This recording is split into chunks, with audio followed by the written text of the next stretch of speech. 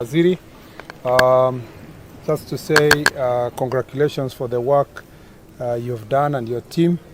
We can see the Kasarani and Nyayo and the training pitches in the Ulinzi and Police Stadium, including the training stadium here. The training pitches here in Kasarani are now ready for this wonderful tournament that is coming up. I just want to say that this is a moment of national pride for us. We are lucky as a country that will be hosting the finals of CHAN this year. And this is a great opportunity for us to rally behind our team so that we will have our national team playing in the finals at home.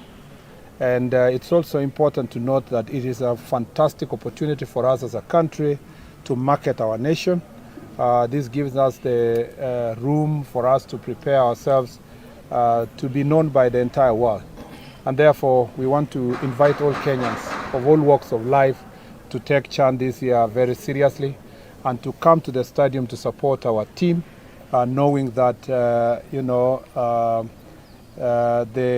home team are always considered to have 12 players. And the 12th player are the fans. And we want to request all our fans in the country to come and cheer our team for all the matches that we will have here, all the way to the finals. Number two is that we came here to assess the security situation, and we are very happy that, first of all, we want to assure the country that we have put an elaborate security measures to ensure that our visitors arrive at the airport properly. They are going to be facilitated at the airport.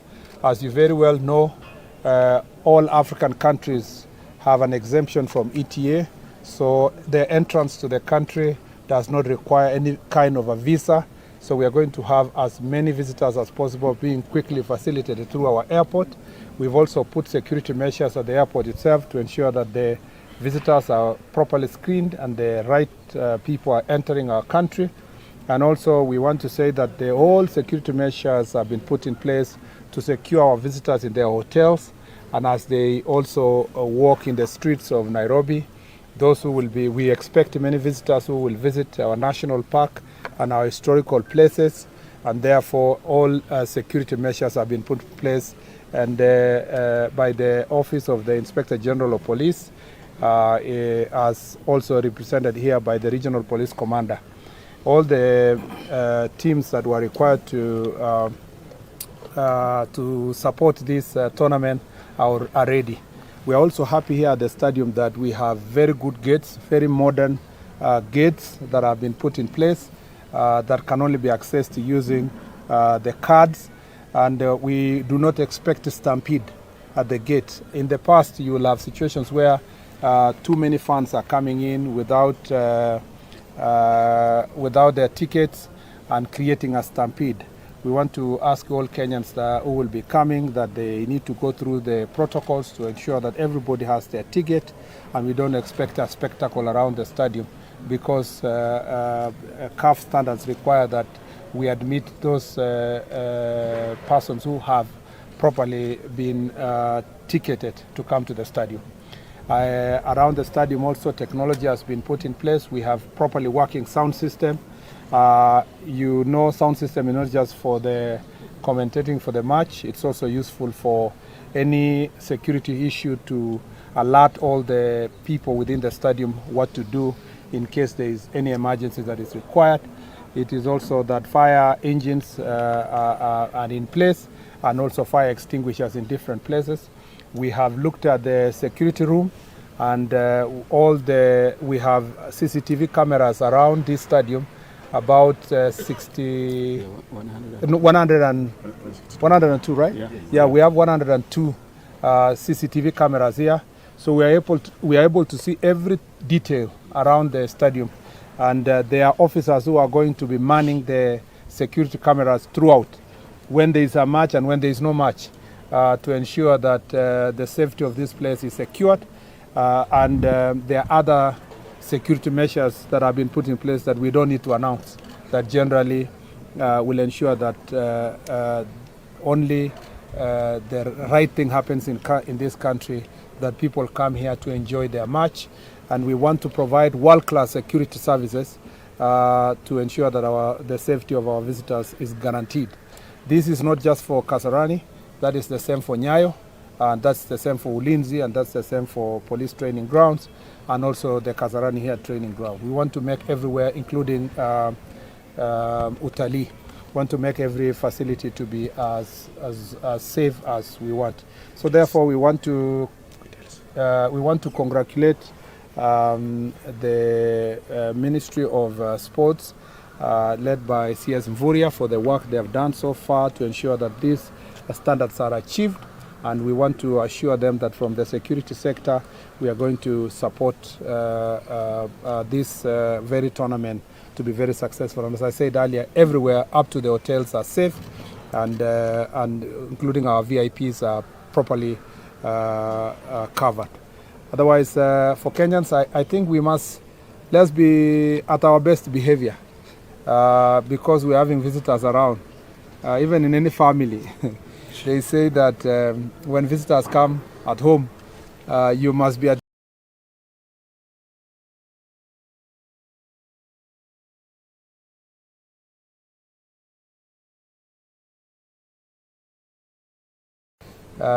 let's ensure that this time round we ensure that our visitors feel at home. And I want to ask Kenyans also to be very courteous to our visitors. Many people will be in town. They will miss direction to where they are going. They will want to be guided on where to go. They will want also to know where best places to visit in Kenya. Please, let's be very courteous and supportive of our visitors. It reflects, because that is who we are as Kenyans. Except in small instances, we are always very courteous, very welcoming, very hospitable people. Let's be as much as possible hospitable to our visitors. Kwa hivyo ningependa kusema tumeshukuru sana. Tumekuja kuangalia kwamba mambo ya usalama katika viwanja vyetu vyote iko sawa, na tumehakikisha kwamba ile mitambo yote imewekwa hapa ya kupasa sauti, ya kuzima moto, hata jinsi ambavyo unaweza kuingia katika uwanja huu na Nyayo imewekwa vizuri kuhakikisha kwamba hatutakuwa na madhara yoyote na hatutakuwa na msongamano ama ile msukumano wakati tunaingia katika stadium hii. Tunataka tena kushukuru sana Wizara ya Michezo kwa kazi ambayo wamefanya kuhakikisha kwamba stadium iko tayari, na tunatarajia kwamba ijabo tarehe 3 tutaungana pamoja hapa katika mechi ya kwanza, na ni madhumuni yetu kuona kwamba timu yetu ya Kenya imefika finali. Tuko na bahati sana kama nchi kwamba sisi ndio wale tutakuwa karibisha wale watafika finali. Tunaomba kwamba tunaomba sana kwamba timu yetu ya Kenya ikuwe katika finali hiyo, ndio hapa nyumbani tuweze tukasherekea. Sisi wenye tulikuwa watoto wadogo sana 1987 hatujawahi kuona kitu kama hii katika Kenya. Kwa hivyo tunataka sisi pia tuone vile tutaweza kushinda mchezo huu, na tuhakikisha kwamba kama Wakenya inatuleta pamoja tukishirikiana na wageni wetu wote, na tukue watu wastaarabu, watu wa kukaribisha wageni na kuwasaidia wanapohitaji usaidizi wetu wa kila aina. Asanteni sana na Mungu awabariki. Waziri, ningependa kunasa mawazo yako kuhusiana na swala jingine mbali na michezo, kuhusu swala la kuna yale madai ambayo yalikuwa yamelimbikiziwa naibu inspector wa polisi Eliud Lagat, na kwamba amefutiliwa mbali zile tuhuma kuhusiana na mauaji ya Albert Ojwang. Kuna madai yanaibuka kwamba inaonekana kama katika mchakato wa haki, kutafutia haki wale ambao wameathiriwa pengine mikononi mwa polisi, kwa madai kwamba ni kuchezewa shere.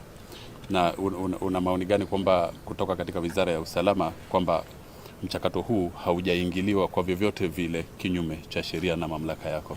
Kesho saa 6 mchana nitatoa habari kamili kuhusu mambo ya usalama, na nitafanya katika ofisi kuu ya wizara, na ninawakaribisha nyote. Asante sana. Kwa sasa kama uko na maswali yote ya mambo ya usalama, tuko tayari kesho saa 6 mchana. Sports, okay. Yes, glad. Pengine ungetoa swala moja.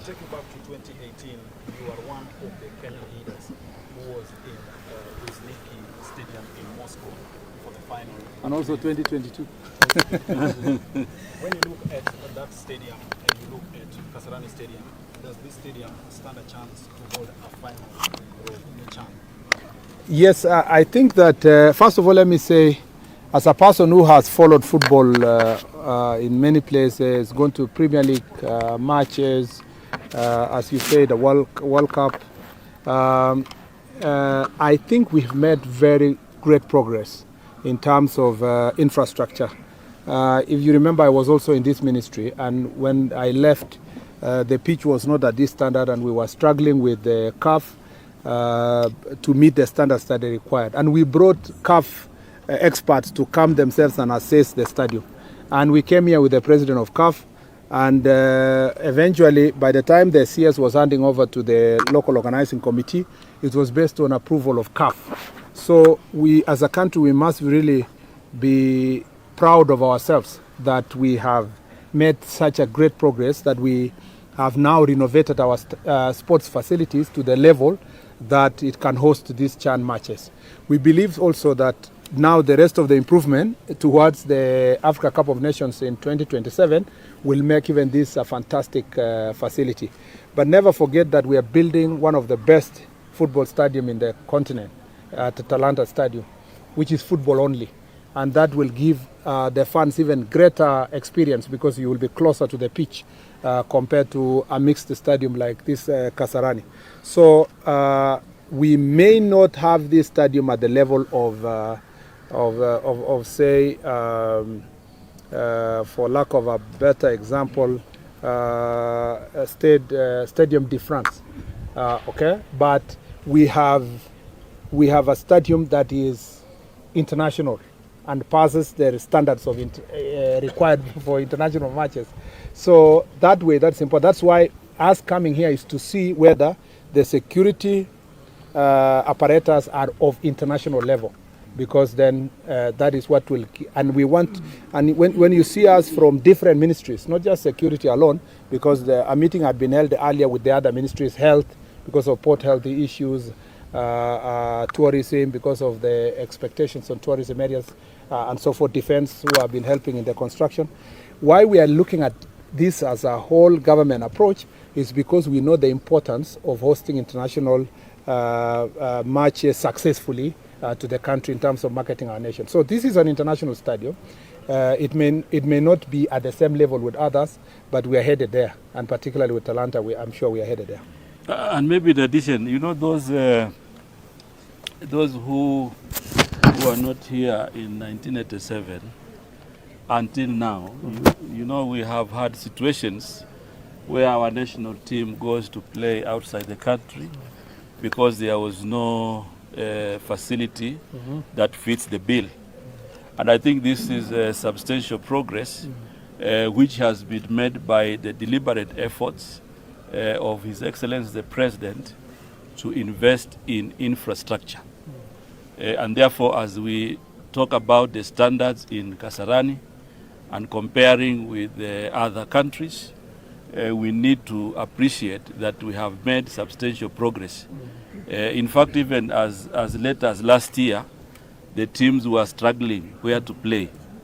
But you see now, we have a facility here. We have a legacy project, the Talanta City, which is coming up. We have Nyayo, and Nyayo is going to be in 2 phases. We have done 1 phase for CHAN. We will do another phase for AFCON, where Nyayo will also have canopy and other facilities. And I want to assure the country and football fans and sports lovers in the country that the investment in infrastructure will continue beyond football, and that is why we even have academies, you know, going on across the country. And I just want to tell Kenyans that this CHAN and many other tournaments have allowed us to make substantial progress as a country, and as Kenyans we need to appreciate, because every milestone, every step in the right direction is very critical for progress. So I think this is one of those, and we need to continue the momentum to make sure that we also reach the standards that other people aspire. Maybe we take 3 questions at once, then we'll respond and leave it there. So, Yes. and then Gladys, and then I forget your name. Vincent. Yes. Vincent, yeah. So 3 of you. Yeah. Mine goes to CS Muguri. Yeah. The security is checked, stadium is checked, but with 20 days to go, Kenyans have a concern about the issue of marketing. You see the issue of marketing, as I said earlier, it is a pronged approach where the local organizing committee has a role and CAF has a role. This morning, we even had a discussion, and on Wednesday, Thursday, we will have even meetings with some of the key stakeholders that will do local marketing. The international marketing will be done by CAF, and they are also going to do their part in that regard. But I also want to say that we have been with you, media, all the time, and I believe part of your presence here is also to tell Kenyans what is happening in matters CAF. You know, so we have had a lot of interviews this weekend with the local organizing committee, and we will continue to do that. We have identified what the private sector will do, and that will be announced on Thursday, so they can help us to do the marketing. One of the concerns that we've had as the football family is how police handle crowd management. I'd just like to know what are the measures that we've taken in training our police to ensure that they are able to handle crowd management, because the scenes that we've been seeing before, even in the Kenya-Gabon game, even in our derbies, the police didn't exactly know how well to handle crowd management. I'd just like to know how the progress and probably the number of police that have been trained. Thank you. Let's take both so that we answer once. Vincent? Waziri Mvurya, Waziri Murkomen, kuhusu swala la tiketi. Unajua tiketi ni muhimu sana kwa udumishaji wa usalama uwanjani. Hapa Kenya watu wengi hawajazoea sana masuala ya e-ticketing. Unapata watu wanatoka nyumbani wanakuja kutafuta tiketi kwenye gate. This time it will be different kwa sababu LOC imesema kulingana na CAF tickets za kwa online. Mnachukuliaje swala hili la tiketi katika udumishaji ama uboreshaji wa usalama kwenye michuano ya CHAN? Okay, nitaanza alafu waziri atamalizia. Huyu alikuwa na Waziri, you recently announced a security. you recently announced a security simulation exercise, and my interest is post-CHAN. Will these same security apparatus be there? Because you've mentioned that there will be matches taking place now that we have quality infrastructure stadium. Thank you very much. I think in terms of the crowd management, in terms of international standards, the police are not supposed to be inside the pitch. So there are match stewards that are procured and trained. And that process is ongoing from tomorrow, I am told by the LOC. And then the police will do their security work. Some will be here. You will probably not see a police officer inside the stadium in a uniform. Okay, you will see them outside the stadium. Those who will be inside will be performing certain responsibilities that not necessarily related directly to crowd management. Crowd management will be done by stewards inside, but outside, when they are entering the gate, the police will help to ensure that where there are cases of stampede and so forth, proper management will be done to ensure that order is restored. And also the police officer will be operating there, will be operating under the manual for managing international matches. So they have to follow certain protocols. They will be working closely with CAF officials, closely with FKF officials, and the LOC. They will be guided by the local organizing committee team. So that is how the security is structured. But of course, you know, we have a bigger responsibility of safety.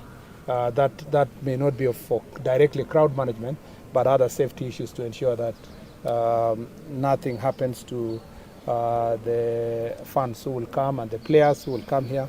Also, there are other security issues that are related to fire and so forth. As I said earlier, there will be standby fire extinguishers. There will be all these CCTVs to protect the place. So you should expect that will be the case. I think your question was directed at the CS, but just to add on to what he has said, these security protocols will be continuous. It will continue. Now that we have good facilities, as CS Voria said, we will be having many matches. This stadium will also help in music and other cultural events. And so the National Police Service must continue being on standby to make sure that this is taken care of. There's also a reason why in where we have stadia, we have police stations. It's partly because to protect the facilities. Remember that we have also a Department of National Police Service that deals with government installations, protection of government installations. That is also an ongoing process. So we will continue like that. Thank you, Waziri. Okay, thank you very much. I think on the matters ticketing, which you have rightly said that they're electronic, and I think as a country we have really moved in terms of technology. Many of our services are online, and therefore I don't think Kenyans will have a problem buying the e-tickets. And in fact, the portal will be open from Wednesday. The portal will be open so that people can buy their tickets. And therefore, we don't foresee any challenges with that. We do our transactions online, and therefore this is not an isolated case. And I'm sure if there are issues that we need to help, if there are challenges that are foreseen, the FKF and local organizing committee will be available to address them.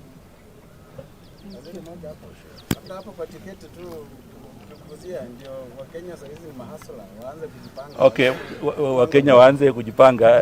Hii mfumo wa tiketi utafunguka Jumatano hii, na utakuwa unaweza kutafuta tiketi yako kwa simu yako kwa sababu utatumia tu mtandao. Tiketi itakuwa 200, 500 na 1000, ili kuzingatia kwamba Wakenya wengi waweze kupata nafasi ya kuweza kuja hapa na kuwa mafani washabiki wa timu yetu. Na wakati huu ni mzuri pia kusema kwamba ni wakati wa uzalendo ambao wananchi tuweze kuungana pamoja kuunga mkono timu yetu. This is a moment we need a lot of patriotism because Harambee Stars is our national pride, and sports is only a catalyst. CHAN is only a catalyst for us to inspire the entire economic ecosystem and also to profile our country. And of course, one of the key benefits in this tournament is that we are now able to profile our talents. There will be a lot of international scouts who will be looking, who will be watching the games and seeing the kind of talents that we are displaying. And therefore, let us put our best foot forward. And we are confident as government that CHAN will be very historical to all of us. Thank you. Tutafanya hiyo siku yake. Tutaendelea kuongea. Ulichelewa.